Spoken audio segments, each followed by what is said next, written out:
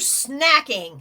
The question of the day, will you savor or will you shovel?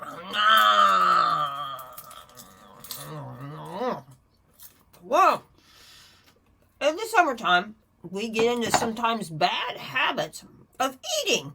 We don't eat as regularly and we oftentimes snack. So how can you make it healthy? Well, there's 2 or 3 things that are the bad problems for your kids. One is amount or portion size.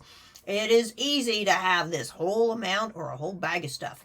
How about teaching your children to use a smaller container? Just put a few in.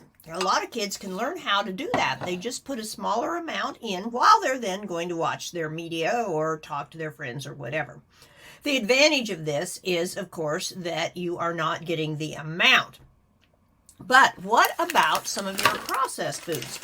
Oftentimes these little containers look like they've got a lot less calories, and 220 there, well, that still is a fair amount, especially for a little kid.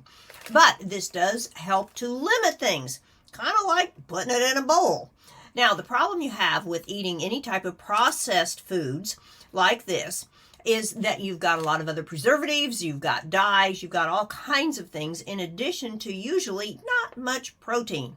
And so when you have carbohydrates like this, and even your popcorn or potato chips or any of those things, they turn to sugar fast and you're going to be hungrier sooner and you're going to eat more. So it's important to pick the right foods. Now, what kind of foods might help you not to eat so much? Well, oftentimes things that have protein in them. So adding peanut butter to something like celery, or having a cheese stick with some other form of either vegetable or fruit. Cheese sticks go well with apples. And of course, if you are going to have some type of a carbohydrate, just be sure again that you are somewhat limiting that. So the important thing this summer is teach your children how to be snacking carefully so that they can savor each bite and not just shovel it in. Give that kid a hug.